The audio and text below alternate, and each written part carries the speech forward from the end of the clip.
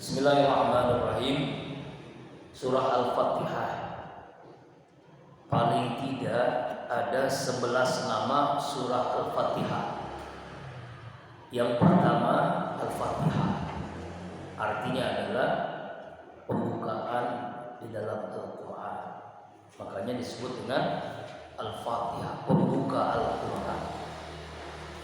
Yang kedua Ummul Kitab, yaitu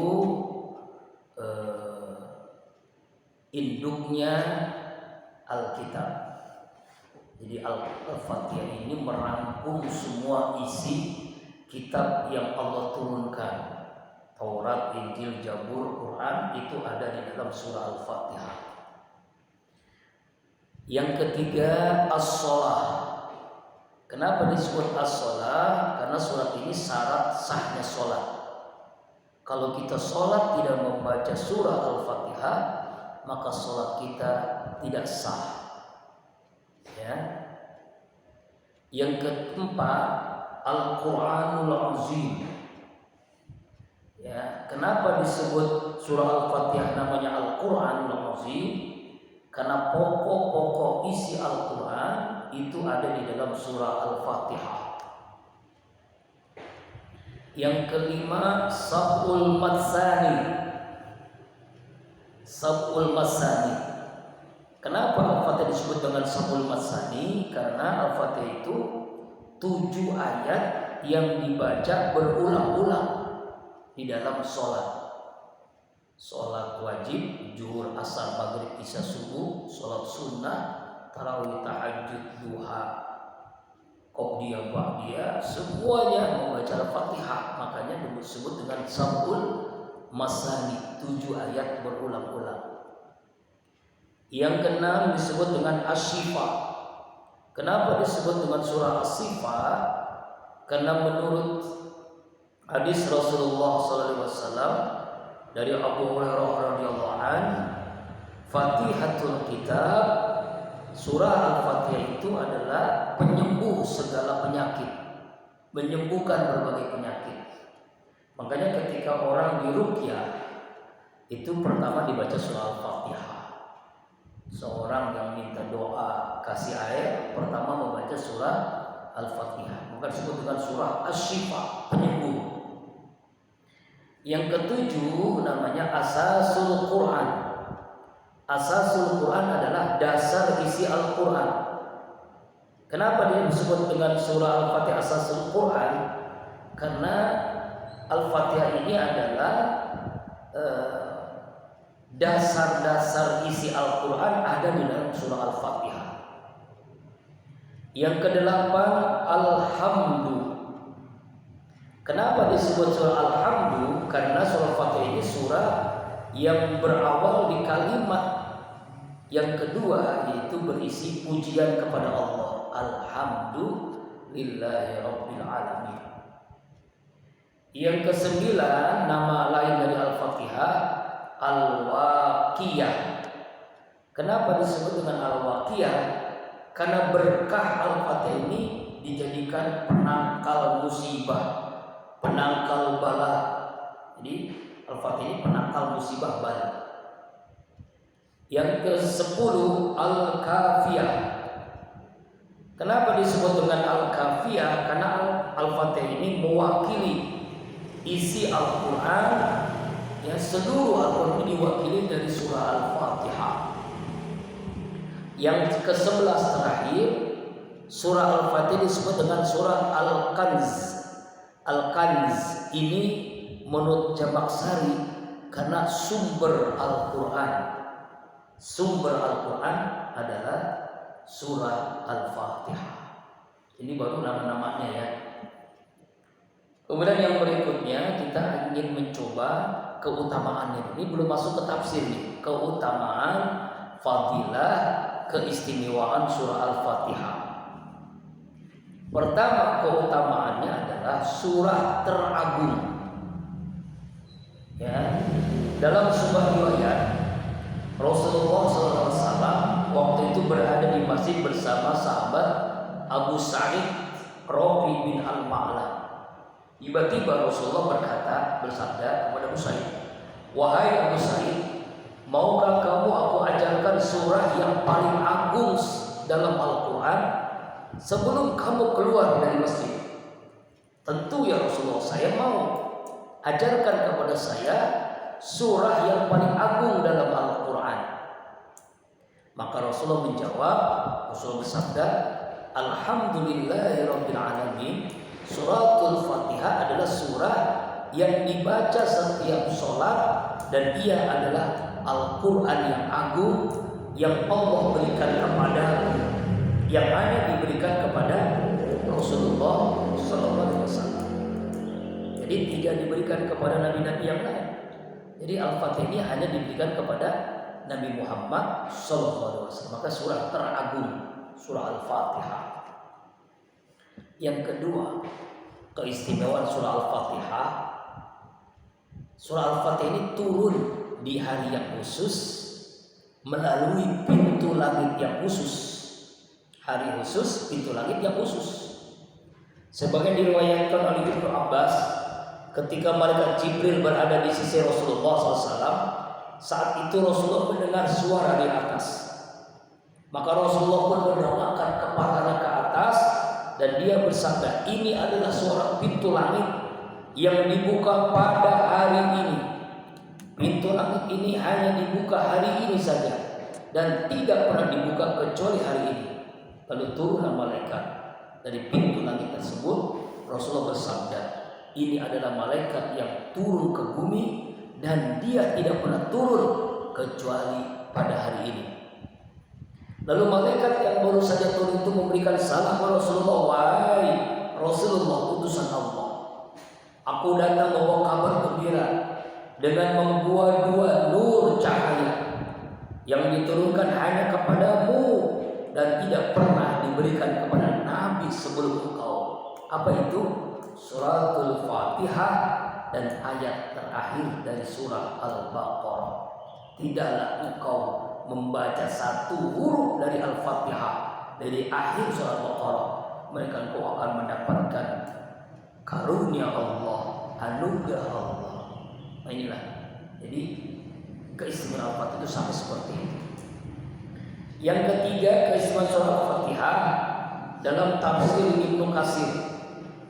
Riwayat Anas bin Malik an Anas radhiyallahu anhu qala qala Rasulullah SAW, "Ija wada ta'ala zanbik bil haqqi wa qara'ta al-fatihatul kitab wa qul huwallahu ahad faqad amanta min kulli syai'in ilal maut." Dari Anas radhiyallahu anhu yang berkata, Rasulullah SAW bersabda, "Jika engkau meletakkan lambungmu dengan benar," maksudnya mau tidur, "lalu engkau membaca surah Al-Fatihah, membaca surah Al-Ikhlas, maka engkau akan aman dari berbagai macam kecuali al-maut, kecuali kematian." Makanya kita sebelum tidur membaca surah Al-Fatihah, ya, kita akan aman. Kemudian yang ke berapa nih? Keempat, keutamaan surah Al-Fatihah, yaitu semua doa Allah akan kabulkan, semua permintaan Allah akan kabulkan dengan surah Al-Fatihah. An Abi Hurairah radhiyallahu anhu, Nabi sallallahu alaihi wasallam qala, "Man shalla salatan lam yaqra biha bi ummil Qur'an, fa hiya hidajun tamamun." Faqila li Abi Hurairah, "Inna nakunu ra'al imam faqala iqra biha fi nafsi, fa inni sami'tu Rasulullah sallallahu alaihi wasallam yaqul, qala Allah ta'ala, qasamtu as-shalah baini wa baina 'abdi nisfain wa li 'abdi ma sa'ala fa idza qala al-'abdu alhamdulillahil alamin qala Allah ta'ala hamidani 'abdi wa idza qala ar-rahmanir rahim Allah ta'ala asna alayya 'abdi wa idza qala maliki yaumiddin qala majadani 'abdi wa qala marra qawwadani ilayya 'abdi fa idza qala iyyaka na'budu wa iyyaka nasta'in qala hadza baini wa baina 'abdi wa li 'abdi ma sa'ala fa idza qala ihdinas siratal mustaqim siratal ladzina an'amta 'alaihim ghairil maghdubi 'alaihim waladdallin qala hadza li 'abdi wa li 'abdi ma sa'ala. Masya Allah. Apa artinya? Dari Abu Hurairah bahwa Rasulullah SAW bersabda, siapa orang yang mau sholat lalu ia tidak baca surat Fatihah, maka sholatnya tidak sah, tidak sempurna. Seorang bertanya Rasulullah kepada Abu Hurairah, kami sholat sebagai makmum, maka kami haruskah membaca Fatihah? Bacalah surat Fatihah dalam hati, karena sesungguhnya saya telah mendengar Rasulullah bersabda, Allah berfirman. Kalau kita melihat kalimat Rasul bersabda, Allah berfirman, namanya hadis kursi. Hadis itu ada dua. Ada hadis nabawi, ada hadis kursi. Di mana bedanya? Kalau hadis nabawi, lafaznya, isinya dari Nabi Muhammad SAW. Kalau hadis kursi, ya isinya dari Allah, lafaznya dari Rasulullah SAW. Gitu ya. Ini apa kata Rasulullah? Allah berfirman, ya, bacalah surah Al-Fatihah. Sesungguhnya aku, kata Allah, dalam membagi sholat antara diriku dan hambaku menjadi nisbani, separuh-separuh, 50-50. Untuk hambaku apa yang minta? Ketika seorang hamba membaca Alhamdulillahirabbil alamin dalam sholatnya, hambaku telah memujiku.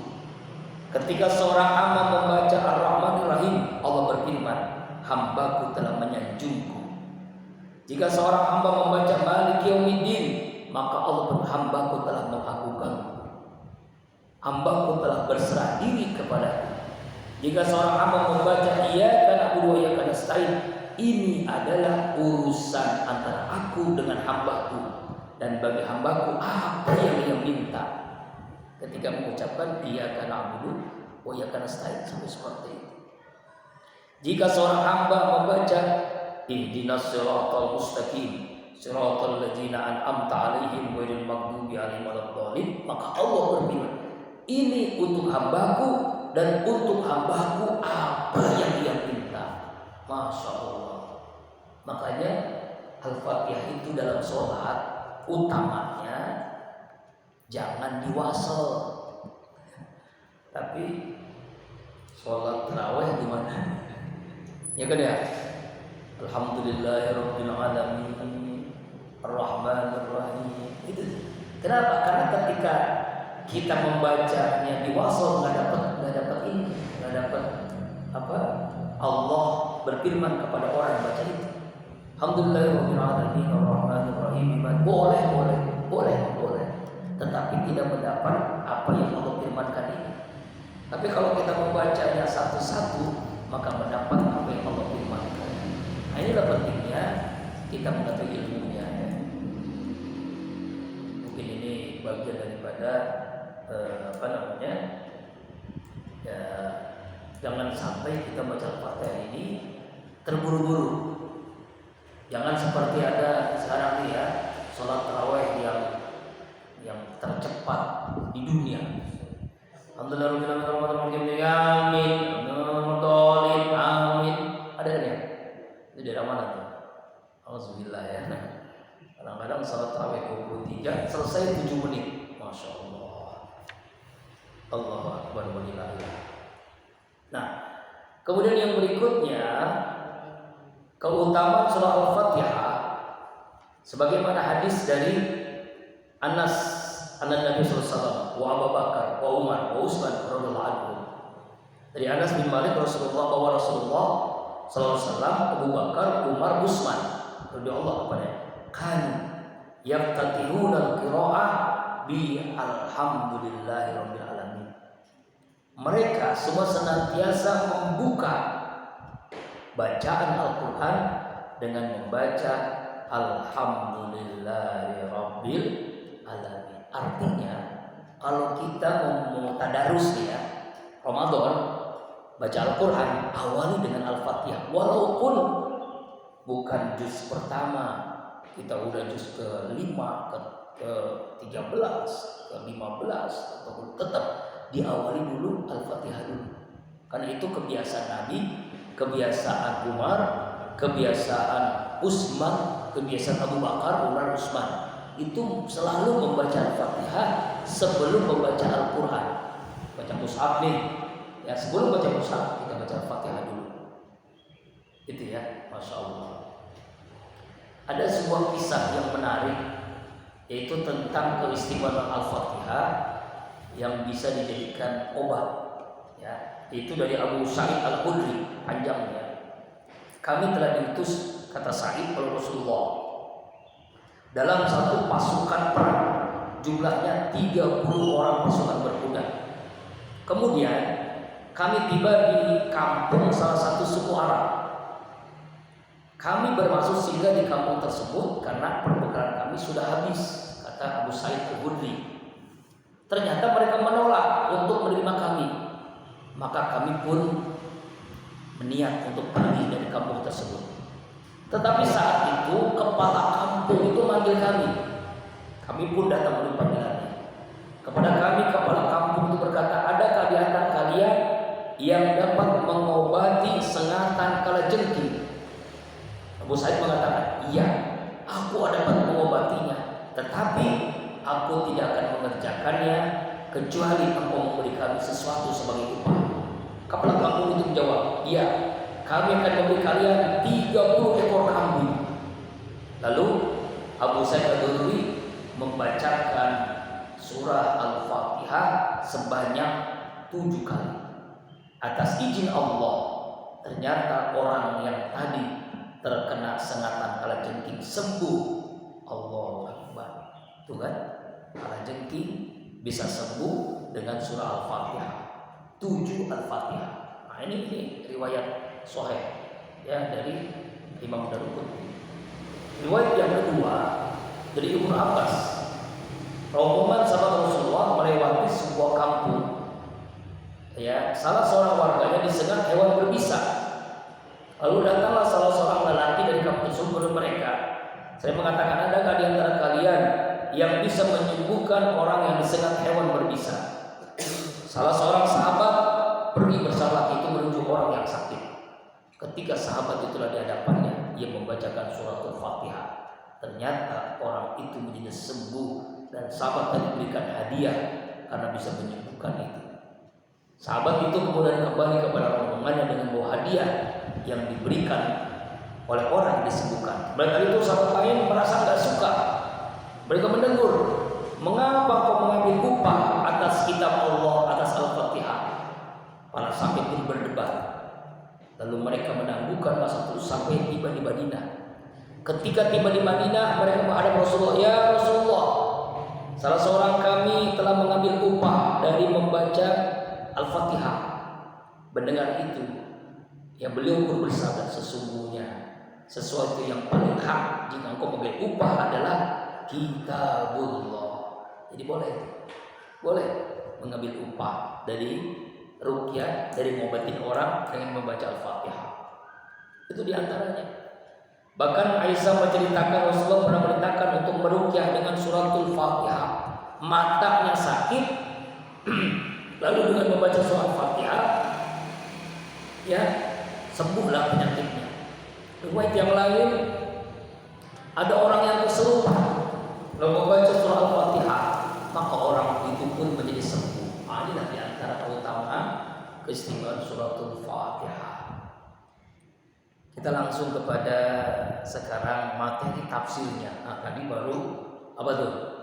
Tentang nama-nama Al-Fatihah dan keistimewaan surah Al-Fatihah. Surah Al-Fatihah ini ya ada 2 riwayat. Menurut Abu Bakar Al-Anbari diturunkan di Mekah. Menurut Abu Hurairah diturunkan di Madinah. Jadi ulama ini berbeda pendapat. Begitu. Kemudian ayatnya ini jumlahnya 7 ayat. 7 ayat. Ya. Jumlah hurufnya 113 huruf. 113 huruf. 7 ayat, 113 huruf dan 25 kata. Bismillahirrahmanirrahim, dengan nama Allah yang Maha Pengasih lagi Maha Penyayang. Bismillah. Dengan nama Allah. Artinya dengan nama Allah, menyebut nama Allah. Ini berarti Al-Quran ini bukan ciptaan Muhammad, bukan buatan Muhammad, tapi Bismillah, bukan Bismi Muhammad, ini Bismillah. Tuh. Ada sebuah hadis Rasulullah, kullu amrin tibali, setiap perbuatan yang penting, ya, la yudhi basmalah, yang tidak diawali dengan mengucapkan kalimat Bismillah, maka terputus dari rahmat Allah, terputus dari keberkahan, terputus dari kesuksesan. Makanya apapun pekerjaan kita awali dengan Bismillah. Ya, makan, minum, berpakaian, pakai sepatu, pakai pakaian. Ya, kita mau berangkat, Bismillah, utamain Bismillah. Ya, sesuatu apapun. Kalau mau makan, baca Bismillah. Itu kata Bang Haji Roma Irama. Ya. Nah, alhamdulillah. Sampai-sampai kalau kita lupa pun, kita tetap baca Bismillah. Yang diajarkan Rasulullah, Bismillahi awaluhu wa akhiruhu, atau Bismillahi fi awalihi wa akhirihi. Misalnya nih, buka puasa hari pertama nanti gorengan, bawang, lontong, kolak, lupa baca Bismillah, ya kan ya? Di tengah-tengah baru ingat, makanya Bismillahi awaluhu wa akhiruhu, Bismillahi fi awalihi wa akhirihi, gitu. Begitu caranya. Nah itu Bismillah. Ya, Bismillahirrahmanirrahim. Nah, pembahasan Ar-Rahmanir-Rahim sekarang ya. Ar-Rahman-Ar-Rahim. Ini menurut Imam Al-Qurtubi mengatakan bahwa kalimat Ar-Rahman Ar-Rahim itu termasuk mustaq berdasarkan hadis qudsi dari Imam Turmuji. Rasulullah sabda, Allah aku Ar-Rahman, aku menciptakan rahim dan mengambil rahim untuk salah satu namaku. Barang siapa yang menyambungkannya, pasti akan menyambungkan orang itu dengan rahmatku. Ya, Ar-Rahman Ar-Rahim. Ar-Rahman adalah belas kasih yang berikan nikmat dan karunia yang banyak. Ar-Rahim, belas kasih dan itu ada selama-lamanya. Ada juga yang mengatakan Ar-Rahman itu diberikan kepada seluruh makhluk Allah, manusia, jin, semuanya diberikan Ar-Rahman. Bahkan orang kafir sekalipun diberikan Ar-Rahman. Tetapi Ar-Rahim itu hanya untuk hamba-hamba Allah yang beriman di surga. Itu ada yang membedakan antara Ar-Rahman dan Ar-Rahim. Ya. Kemudian langsung kepada kalimat Bismillah, ada 3 mazhab yang berbeda. Pertama, mazhab Syafi'i yang mengatakan bahwa Bismillah itu termasuk surah Al-Fatihah, 1 ayat Al-Fatihah, ayat yang pertama. Menurut mazhab Syafi'i. Menurut mazhab Hanafi atau Abu Hanifah, Bismillah termasuk salah satu ayat Al-Quran yang diturunkan untuk memisahkan antara satu surah dan surah yang lain, tetapi bukan salah satu ayat dari surah Al-Fatihah. Beda kan ya? Makanya jangan heran ketika kita sholat di sebuah masjid, kok langsung Alhamdulillahirabbil alamin, nggak baca Bismillah. Bisa jadi dia mazhabnya Hanafi, Abu Hanifah. Kenapa? Karena menurut mazhab Abu Hanifah, Bismillah itu bukan termasuk ayat Al-Fatihah. Beda dengan mazhab Syafi'i. Begitu berdasarkan hadis. Itu sebagaimana hadis kami sahabat tidak mengetahui batas akhir surah sampai turun Bismillahirrahmanirrahim. Jadi Bismillah itu ada pemisah antara Al-Fatihah Al-Baqarah, An-Nisa, terus itu pemisah aja. Jadi bukan ayat Al-Fatihah kata Imam mazhab Abu Hanifah. Ya kan ya? Beda dengan mazhab Syafi'i. Bismillah itu adalah termasuk surah atau ayat Al-Fatihah. Yang ketiga, mazhab Maliki. Bismillah bukan salah satu surah Al-Fatihah, bukan juga awal ayat dari tiap-tiap surah. Tuh, beda lagi nih. Menurut mazhab Maliki, Bismillah bukan salah satu surah Al-Fatihah, bukan ayat Al-Fatihah, bukan awal ayat dari tiap surah. Tetapi Bismillah itu hanya termasuk surah di dalam surah An-Naml. Ya kan? Ketika ungkapan surahnya Nabi Sulaiman kepada Ratu Balqis, innahu min Sulaiman wa innahu bismillahirrahmanirrahim. Begitu. Berdasarkan hadis Rasulullah, kata Aisyah, mengawali sholat dengan takbir Allahu Akbar langsung alhamdulillahirabbil alamin. Dari Anas, saya terlambat sholat di belakang Nabi. Abu Bakar, Umar, Utsman, Ali membaca alhamdulillahirabbil alamin. Nah, jadi ada 3 pendapat, ya. Lalu apa hukum bacaan bismillah dalam sholat? Sekarang hukum bacaan bismillah dalam sholat supaya kita paham. Jadi jangan kaget kalau kita sholat di Masjidil Haram. Mudah-mudahan antum semua bisa melaksanakan ibadah haji umroh, nanti bisa tahu langsung kok di Masjidil Haram nggak ada bismillah, Masjid Nabawi nggak ada bismillah, ya kan ya? Ya kan ya? Nah, ada langsung alhamdulillahirabbil alamin. Ini. Jadi hukum bacaan bismillah, pertama, bismillah bagian dari tiap-tiap surah. Ya kan ya? Bismillah tidak dibaca jahar. Itu yang pertama. Ini dasarnya dari Khulafaur Rasyidin. Yang kedua, bismillah dibaca jahar. Ya. Jadi bagian tiap surah, yang pertama baca jahar, yang kedua bacanya sir. Bismillahirrahmanirrahim. Alhamdulillahirabbil alamin. Itu. Sudah itu baca bismillah, cuma bismillahnya sir dalam hati. Cuma mulutnya doang bergoyang. Bismillah. Masuk alhamdulillah, baru alhamdulillah dibaca jahar. Ini pendapat pertama. Yang kedua, bismillah tidak boleh dibaca jahar, pada rakaat yang jahar.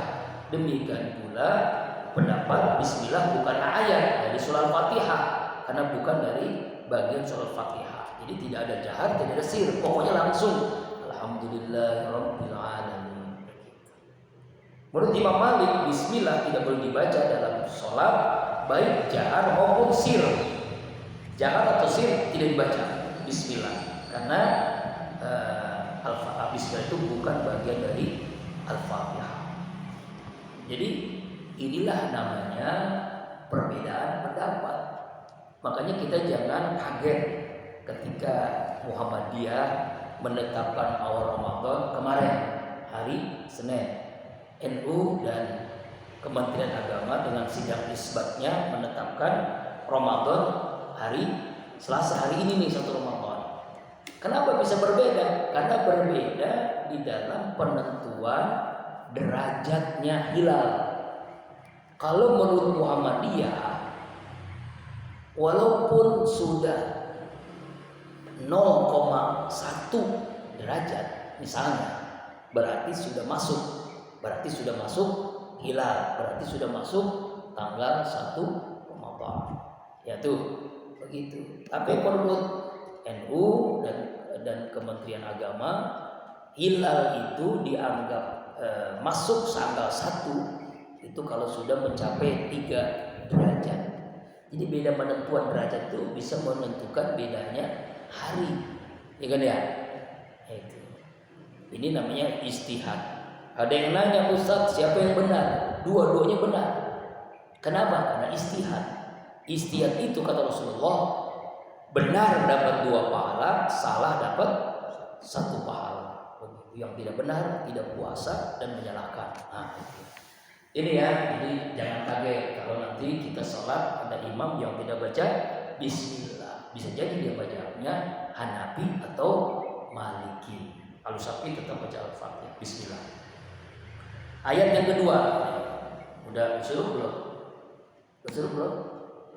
Nanti bilang ya kalau suruh ya, takut Abi kelewat. Ayat yang kedua, Alhamdulillahirabbil alamin. Alhamdulillah, segala puji lillah, hanya milik Allah. Rabbil alamin, Tuhan semesta alam. Jadi pujian itu hanya milik Allah. Kita ini manusia tidak berhak dipuji. Bahkan Umar bin Khattab ya pernah mengambil pasir karena ada yang memujinya, menyiram pasir kepada orang muji. Yang berhak dipuji itu hanya Allah. Karena itu alhamdulillah yang bilang lillah, yang milik hanya Allah. Yang berhak dipuji hanya Allah. Makanya yang berhak sombong hanya Allah. Kita itu gak ada apa-apanya, kotor. Kemana-mana kita bawa kotoran. Apa yang kita banggakan? Gak ada. Ya kan ya? Hanya Allah yang berhak dipuji. Hanya Allah yang berhak dipuji. Makanya kalimat alhamdulillahirabbil alamin dalam Al-Fatihah itu setelah bismillah, ini yang diajarkan kita terjemahkan dalam keseharian kita. Mau makan, bismillah. Selesai makan, alhamdulillah. Mau minum, bismillah. Selesai minum, alhamdulillah. Ya kan ya? Berangkat kuliah, bismillah. Pulang kuliah, alhamdulillah. Ya kan begitu terus. Pakai pakaian, alhamdulillah. Lepas pakaian, alhamdulillah. Jadi awal akhir, bismillah, alhamdulillah. Begitu. Alhamdulillah, ini kalimat pujian hanya Allah, hanya milik Allah. Apapun yang terjadi dalam hidup kita, kita lagi sehat, sholat, alhamdulillah. Lagi sakit, sholat, alhamdulillah. Lagi kaya, sholat, alhamdulillah. Lagi miskin, sholat, alhamdulillah. Bahkan orang tua kita meninggal dunia, kita sholat jenazah. Setelah takbir yang pertama, bismillah, alhamdulillah. Kira-kira sah nggak? Lagi sholat jenazah, takbir yang pertama Allahu Akbar, Bismillahirrahmanirrahim, Inna lillahi wa inna ilaihi raji'un. Sah nggak sah? Harus alhamdulillah. Itulah. Apa maknanya dalam bahasa tasawuf? Apapun yang terjadi, kita mesti memuji Allah. Kaya, miskin, sakit, musibah, tetap memuji Allah. Allah Akbar. Itulah bahasa tasawuf. Semua yang terjadi ini dalam ketentuan Allah, maka kita memuji Allah. Kemudian Rabbul Alamin, Rabb Tuhan. Ya, Rabb itu artinya pendidik, pemelihara segala makhluknya, penjaga, ya, yang memelihara rezeki, yang memberikan rezeki, yang memberikan kasih sayang, yang memberikan azab, yang berikan nikmat. Allah Rabbul Alamin. Alamin artinya alam. Apa itu alam? Seluruh alam, baik alam malaikat, alam jin, alam manusia, tumbuh-tumbuhan, binatang, benda, dan semuanya namanya alam. Semuanya alam. Jadi Allah itu pendidik semesta alam. Tidak ada satupun makhluknya luput dari didikan Allah Subhanahu wa ta'ala. Dari lahir sampai kita lahir, sampai kita wafat, itu dalam pengawasan Allah Subhanahu wa ta'ala. Rabbul Alamin, Ar-Rahmanir Rahim. Ya, Ar-Rahmanir Rahim disebut pertama dalam Bismillah, kedua di ayat yang ketiga. Apa bedanya? Ini nih. Apa bedanya Bismillahirrahmanirrahim di kalimat Ar-Rahmanir-Rahim, di kalimat Bismillah di ayat pertama dengan di ayat ketiga? Rasidri, murid dari Muhammad Abdul, fungsi dari Ar-Rahmanir-Rahim di ayat yang ketiga adalah menjelaskan rahmat, kasih sayang Allah dalam pemeliharaan Allah, dalam pendidikan Allah, fungsinya. Sedangkan fungsi Ar-Rahmanir Rahim pada ayat pertama Bismillah adalah untuk menjelaskan bahwasanya surah Al-Fatihah turun membawa rahmat Allah. Jadi artinya masing-masing kalimat Ar-Rahmanir-Rahim beda fungsinya. Di ayat yang pertama, fungsi Ar-Rahmanir-Rahim pada Bismillah adalah surah Al-Fatihah ini turun membawa rahman rahim. Yang ketiga, fungsi kalimat Ar-Rahmanir-Rahim dari ayat yang ketiga surah Al-Fatihah adalah menjelaskan rahmat kasih sayang Allah dalam pemeliharaan dan pendidikan Allah Subhanahu wa ta'ala. Masya Allah. Inilah ulama tuh sampai detail. Sama-sama Ar-Rahmanir-Rahim, fungsinya berbeda. Paham ya? Insya Allah paham. Walaupun ngantuk-ngantuk. Ya. Tapi sahur makanan banyak kan tadi ya. Memang kalau jam segini itu jam ngantuk, kita lawan. Habis suruh jangan tidur. Ya. Nyapu ngepel. Insya Allah. Ayat yang keempat, Maliki Yaumiddin. Apa Malik artinya? Malik itu artinya raja, penguasa. Yaumuddin, hari pembalasan. Maliki Yaumiddin, yang mempunyai kerajaan di hari pembalasan. Maliki Yaumiddin. Yaum itu hari. Yaum itu di 6 kali 24 jam itu namanya hari. Makanya hari-hari kan yaum, waktu, periode. Adin ini maknanya banyak. Ada pembalasan, ada juga agama. Yaumuddin artinya hari pembalasan. Yaitu di mana kita ini nanti dibalas. Mayyamal misqala dzarratin khairan yarah wa mayyamal misqala dzarratin syarran yarah. Kita akan melihat sekecil apapun kebaikan yang kita lakukan, kita diperlihatkan oleh Allah sekecil apapun keburukan yang kita lakukan. Yaumuddin. Ya ini Maliki Yaumiddin. Kemudian iyyaka na'budu wa iyyaka nasta'in. Hanya kepadamu kami menyembah, kami beribadah, hanya kepadamu kami mohon pertolongan. Kalau kita belajar bahasa Arab, harusnya kan na'budu dulu baru iyyaka. Fi'il, fa'il, maf'ul.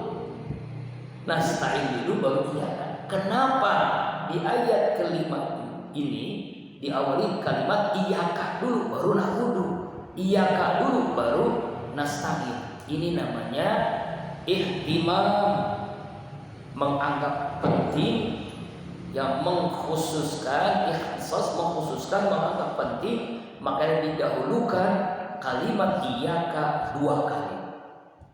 Kalau na'budu iyyaka, bisa jadi kita menyembah Allah dan menyembah juga Tuhan-Tuhan yang lain Allah.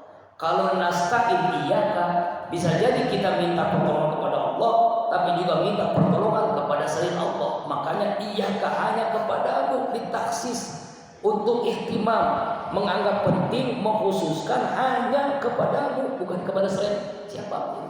Makanya iyyaka dulu baru na'budu, iyyaka dulu baru nasta'in. Kenapa na'budu dihulukan? Kerja dulu baru dapat gaji.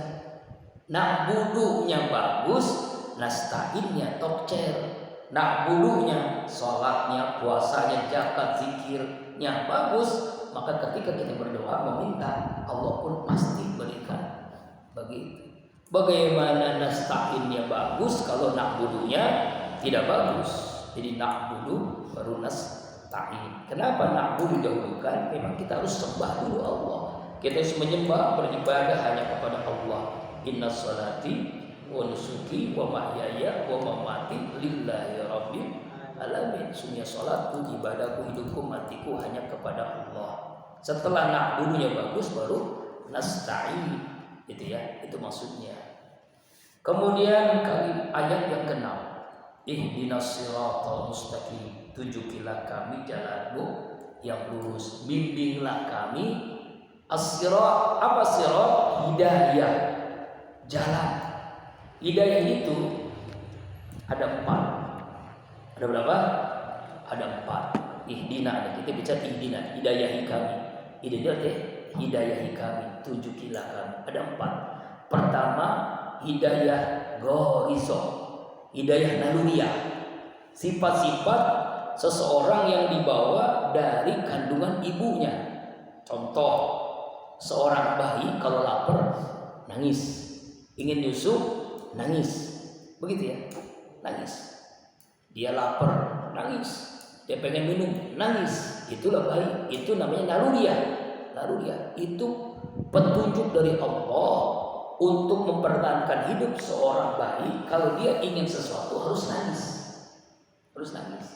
Gak ada bayi pengen makan tertawa, gak ada. Ya, semuanya nangis. Semua bayi itu nangis. Itu. Ya, tuh, ya kan. Nah, kalau pengen dapatnya lebih cepat, nangisnya pun harus punya semangat yang tinggi. Misalnya nih, bayi pengen minum susu, tapi nangisnya pelan-pelan. Itu ibunya, nanti dulu, itu berarti belum awas benar. Dia sibuk dengan pekerjaan, nyuci, ngepel, rizka dan sebagainya, kerja rumah tangga. Nah, kalau seperti ini nih, saya tidak akan dapat susu, saya tidak akan kenyang, saya tidak akan sehat. Makanya saya harus berusaha. Maka dia tidak bisa kencang, dirubah gayanya, volumenya ditinggiin. Apa yang terjadi? Ibunya itu walaupun lagi berusaha, lagi cucunya ngepel, itu semua ditinggalin. Dia langsung buka paket, langsung dikasih itu. Dikasih apa? Dikasih kepada anaknya. Apa maknanya? Kalau kita malas, Allah pun tidak akan memberikan apa yang kita mau. Tapi kalau kita sungguh-sungguh tekad yang kuat, maka Allah akan memberikan manjada wajada walladzina jahadu fina lanahdihum subulana. Yang pertama ya, hidayah naluri, ghorizo. Laba-laba binatang, kalau dia ingin mempertahankan hidupnya, dia buat sarang. Semut, dia membuat lubang. Macam-macam lah. Itu ghorizo. Naluri manusia. Yang kedua, hidayah panca indera ini. Hidayah Allah berikan hidayah dengan panca indera. Hidayah apa ini? Mata bisa melihat, telinga bisa mendengar, mulut bisa berkata-kata, tangan bisa memegang, kaki bisa melangkah. Ini namanya hidayah panca indera. Yang ketiga, hidayah akal. Hidayah akal. Hidayah akal ini adalah dengan Allah berikan manusia akal, manusia dapat menyalurkan nalurinya ke yang baik. Manusia akan membetulkan panca inderanya yang salah, membedakan antara yang baik dengan yang buruk. Ya, dengan akalnya memikirkan apa yang terjadi dengan akalnya. Jadi perbedaan manusia dengan hewan adalah hidayah akal. Hidayah yang keempat, ad-din. Ini paling tinggi kedudukannya. Hidayah agama. Itu apa? Hidayah yang Allah berikan kepada manusia untuk mencari Tuhannya, dan ini diperlukan pembimbingnya. Siapa itu? Para nabi dan para rasul, mengajarkan supaya kita mendapatkan ad-din. Ya, hidayah agama, hidayah naluri, hidayah panca indera, hidayah akal, dan hidayah agama. Kita selalu minta kepada Allah, ihdina. Nah, ihdinanya apa ini? As-siratal mustaqim. Itu jalan yang lurus. Apa itu jalan yang lurus? Akidah yang benar, tauhid yang murni, itu jalan yang lurus. Ada juga ulama yang menjelaskan ihdinas sirat adalah ya, istiqomahkan kami dalam agama yang lurus. Mustaqim itu istiqomah. Mustaqim itu jalan lurus, istiqomah itu jalan lurus. Makanya istiqomah, tunjukilah kami jalan yang lurus. Apa itu jalan yang lurus? Allah katakan di ayat yang terakhir, siratal ladzina an'amta 'alaihim.